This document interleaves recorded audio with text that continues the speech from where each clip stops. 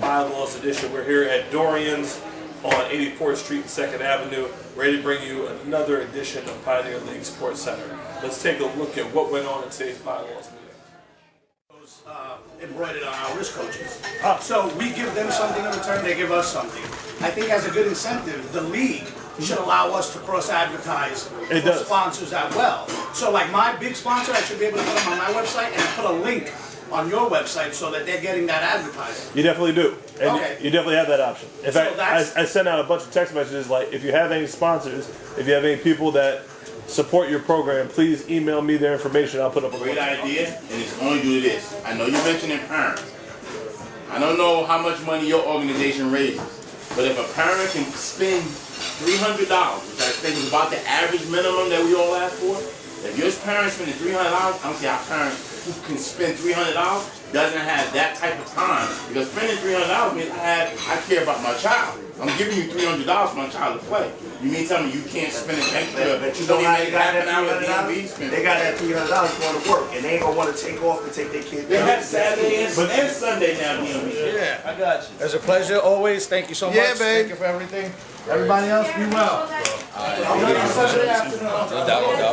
Excuse me, sir.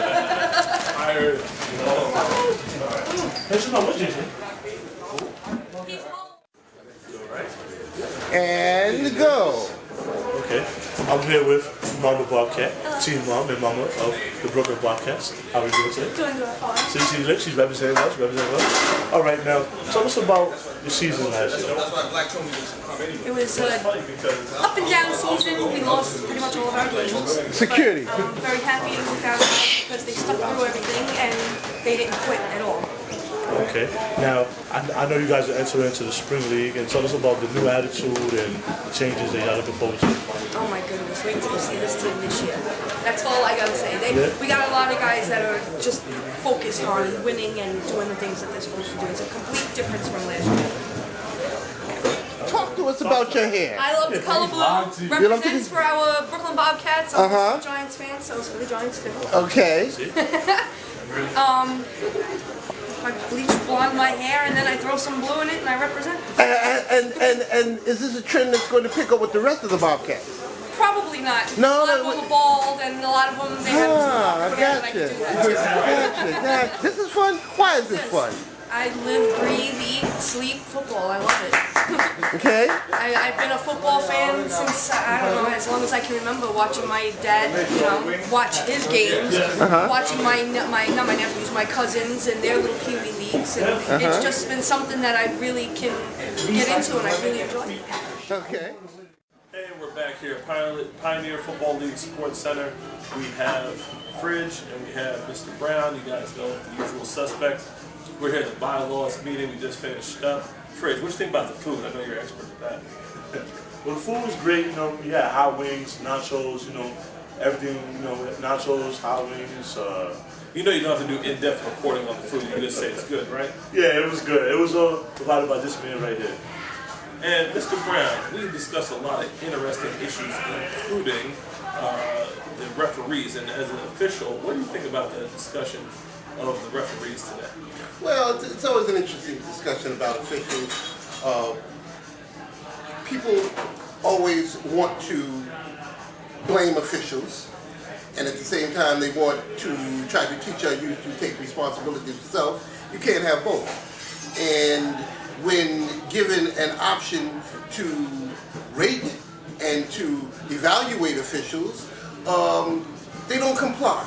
So you get a lot of visceral reactions, a lot of emotion, but you don't get any, this is what we could do better. So we'll always be at that one point. It's a catch-22.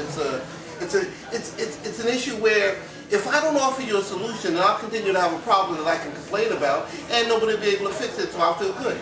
And we're about solutions here. So one of the things that we discussed is a rating system for referees, which definitely did pass. One of the other things, speaking of officials, is the rules in which we play by.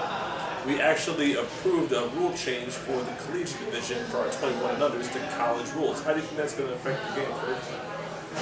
Well, I think it will affect the game deeply. I think the game will be a lot faster, and I think it will be a lot better for our older guys.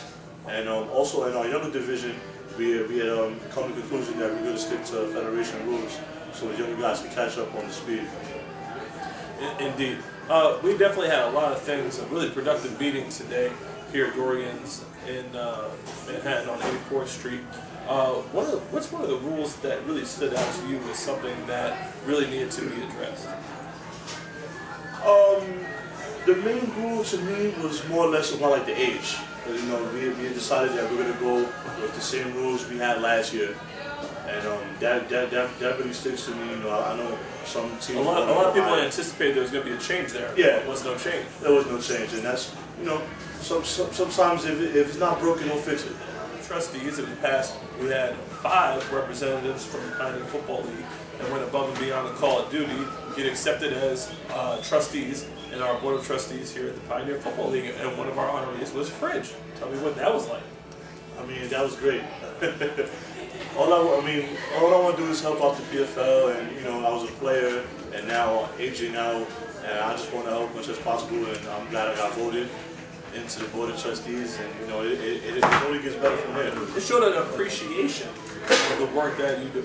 And in fact, I'd like to also say great job to JJ and Chanel, part of our team here.